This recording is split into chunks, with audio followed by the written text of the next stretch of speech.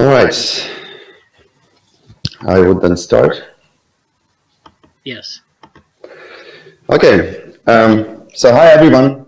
I'm Stefan Dvoretskii. I'm a GSoC 19 student, and today I'm presenting you the project under the mentorship of Dr. Bradley Ellis here with Orthogonal Research Lab in INCF, and the project is called More Linear Development with Braitenberg Vehicles. So what I'm going to talk about today is first the motivation and state of the art of the adjacent disciplines and why we are doing this project and what has already been done there.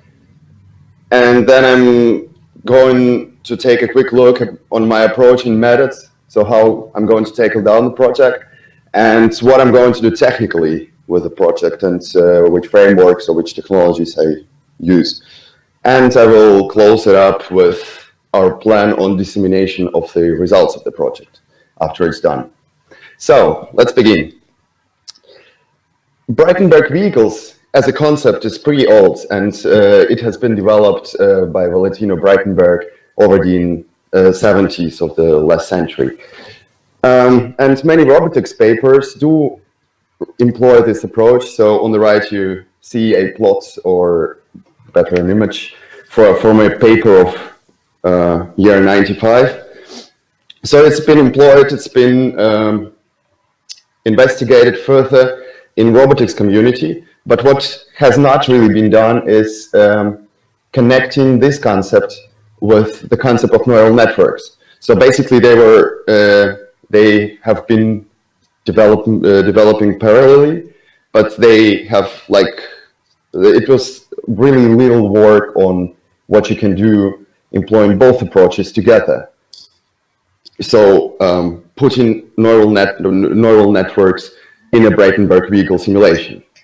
And that's exactly what this project is about. So what we are going to do, we are going to try to develop a brain, a neural network brain, in a embodied cognitive simulation, right? So we are going to build in the Braitenberg vehicles, we are going to build in a brain, so to say, in a neural network, and simulate the development of it during the life course and their evolution.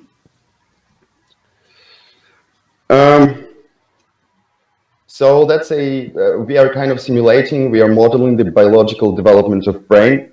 And we, of course, have some algorithm. It would be a genetic algorithm. I will tackle it further in technical details or my approach, right?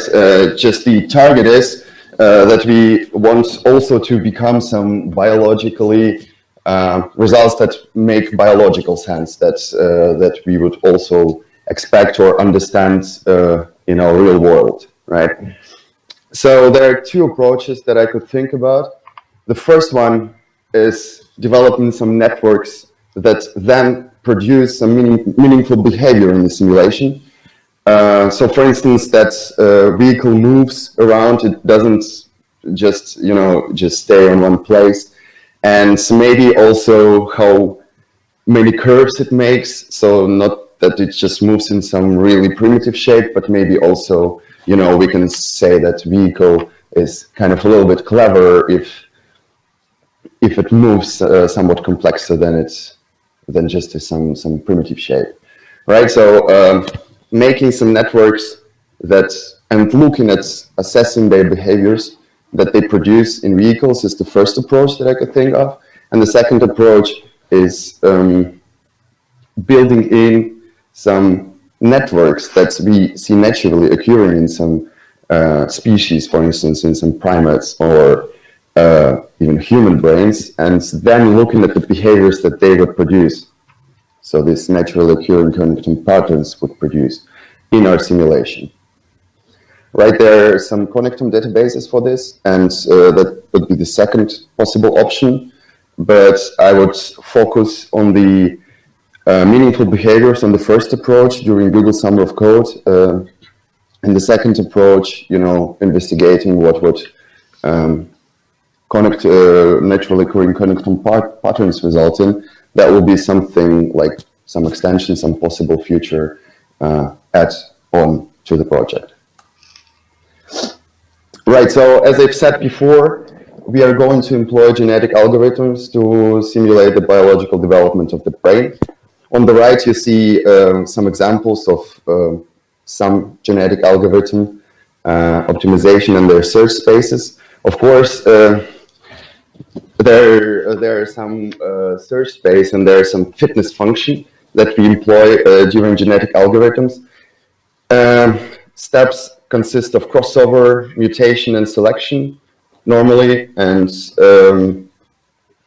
it kind of should simulate the biological development and real evolutionary process. And then we, of course, assess, in the selection phase, we assess species based on fitness function. And as I've told before, this fitness function then would be the assessment of the, so to say, naturality of agents' behaviors, so of vehicles' behaviors.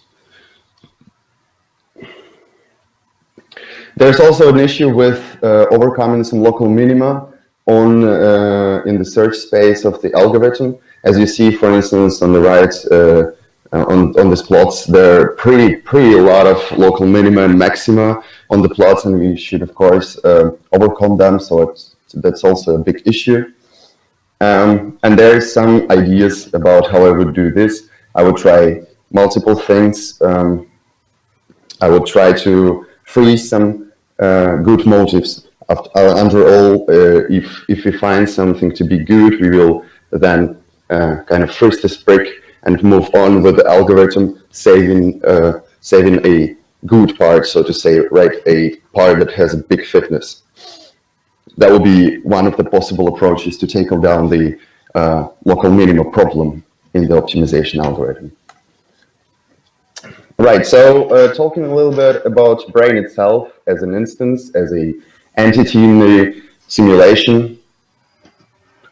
Brain would be an activational network that will be developed with genetic algorithms.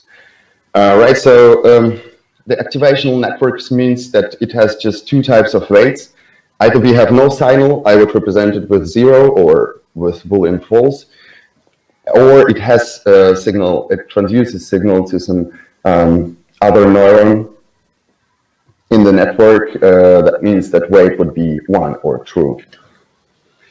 Network itself, to be developed with genetic algorithm, it should be somehow represented, right? So that we can work with some information and all those crossover steps and steps of the genetic algorithms. They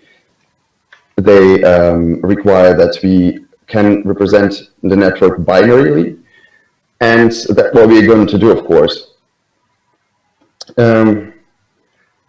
There are also two types or two possible ways I could think about the representation of the network. So the first approach you see on the right, it's from the Kitano 1990 paper. It is about developing a grammar of neural networks, and then kind of once we have the description of the grammar of neural network elements, we will just employ or exploit this grammar to, so to say, produce the network out of the grammar. That's, let's call it grammar approach, right? The second approach is maybe somewhat simpler and somewhat more intuitively understandable. It's just the usual adjacency matrix. So we represent this graph with just zeros and ones for all the neurons that we have. We would just put ones there where to which neurons they connect or they have an activation, the signal transaction to, and 0 otherwise if they don't have any connections between them.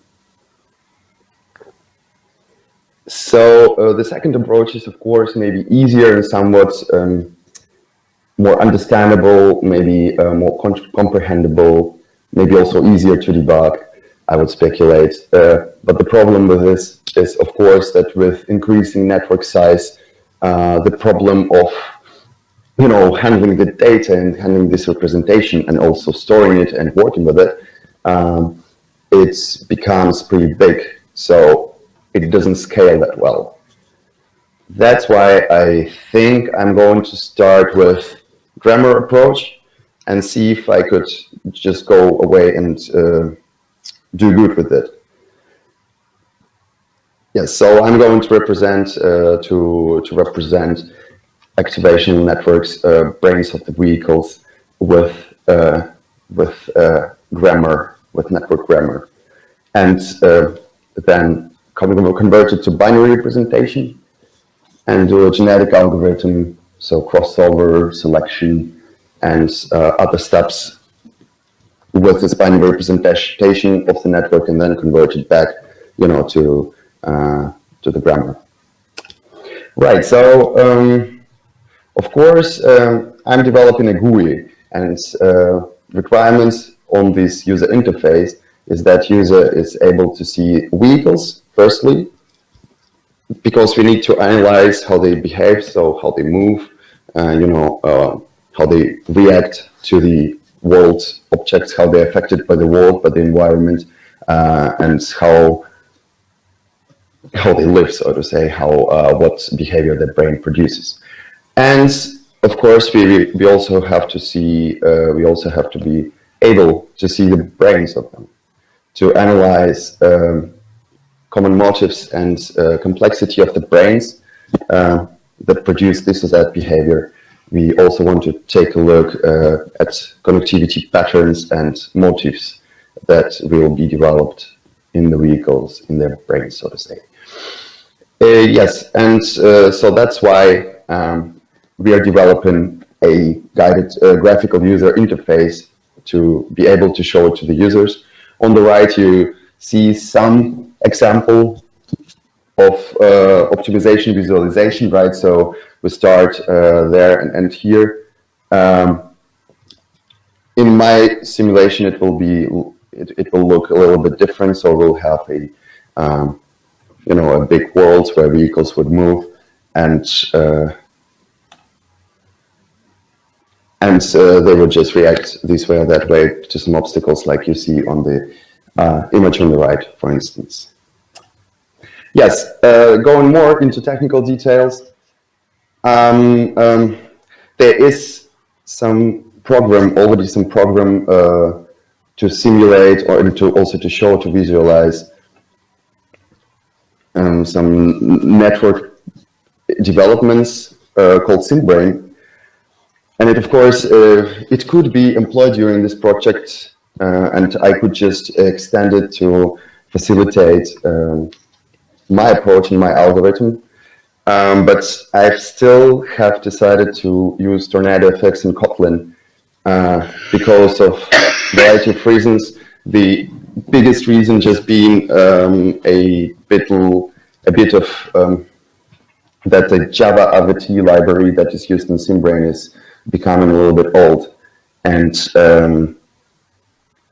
if I'm using Kotlin, if I'm using TornadoFX, right, it would be a more modern approach, and code is then it has more chances to persist in time, to propagate, to be incorporated in some modern library, so maybe some people's code that will follow. Yes, I also like that Kotlin is pretty modular, so I'm of course going to go for as modular code as possible for people to be able to reuse, maybe extend this simulation program afterwards.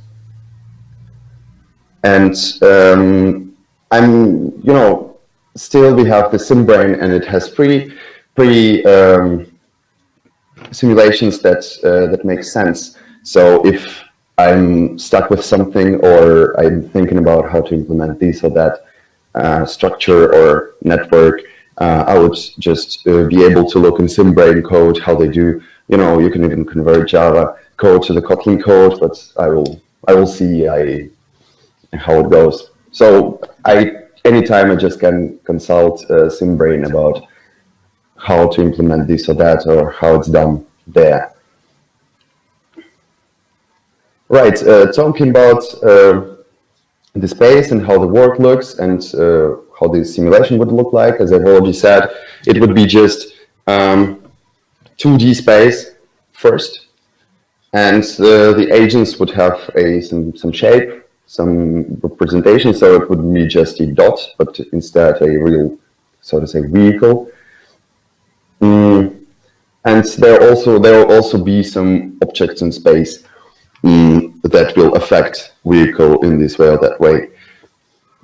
So based on the vehicle's sensors sign, they will either attract them or drive them away. My world would be limited first, and vehicle will be repulsed by the walls, so they will not like to drive into the walls, because not to become stuck there. And I would provide two means of generating the world. Either it would be a random world, or it would be generated from some schema.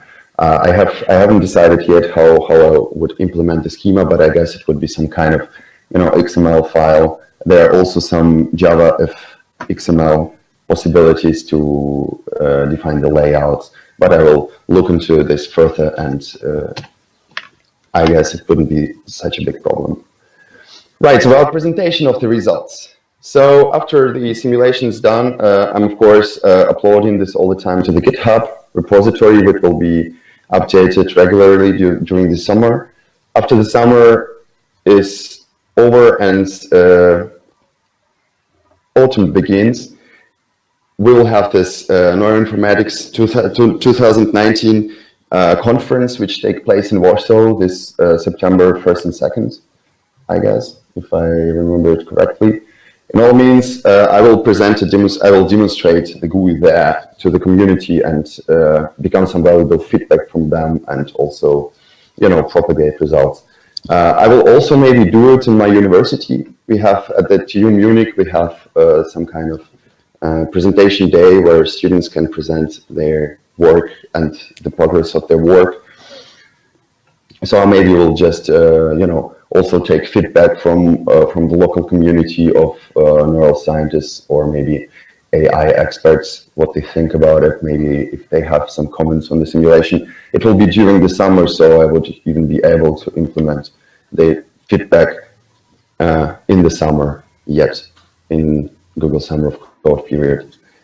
And then I will also, Jeff Yoshimi, with whom I've been corresponding for a while, he said he's also interested about the progress of the project. So as far as I have some results, or maybe he has some results as well, we are going to communicate. So he will also, I guess, provide some feedback and maybe tell something about the simulation. How does it like it, or so. All right, so that was it, basically. Now, I thank you for your attention, and if you have any questions, please ask.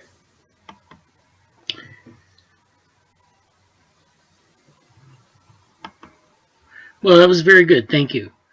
I guess I had one question about the working with rugged landscapes.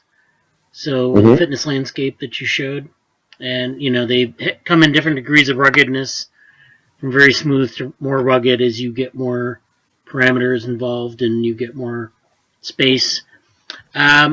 So you talked about using what they call building blocks, which are like to lock in different parts of the solution as you find something that's optimal. One thing I thought of when you were presenting this was that what you're doing here is you're actually adding on to a network. So you don't really have, well, I guess in a evolutionary algorithm, you'd evolve the organism and you'd evolve the genome. But in this case, you're actually expanding your space as you go along. You're adding more neurons, you're adding more connections.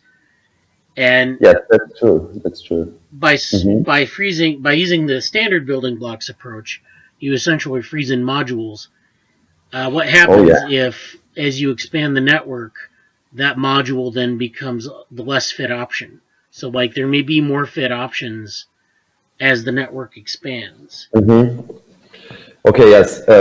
Yeah, that's true. That's really an issue with the suggested approach, of course. I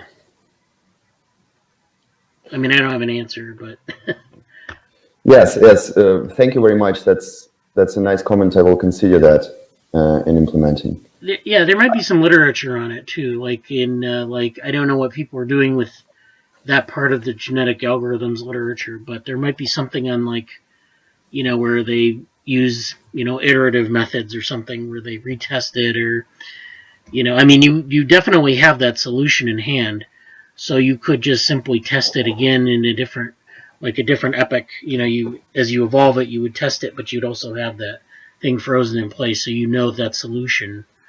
But if there's comes up something that's better, then it would be, that would be a little bit tricky. But I don't know what the state of the art is on that. Yes, I'm going to consult the literature on that, and I'm sure there's some solution in the literature that has been implemented. Yeah. Yeah. Z, do you have any comments? So you talked about visualizing the brain. So I'm still kind of not clear and also interested in how would you visualize it? Okay. Well, I will just pick the usual, graph visualization. It's just so primitive. I haven't even asked. I haven't even said that. Yeah, but it would be just a graph, nothing more. Nice. Yeah. Cool. Thanks. Yeah. Sure. Okay. Well, that's good. Thank you very much.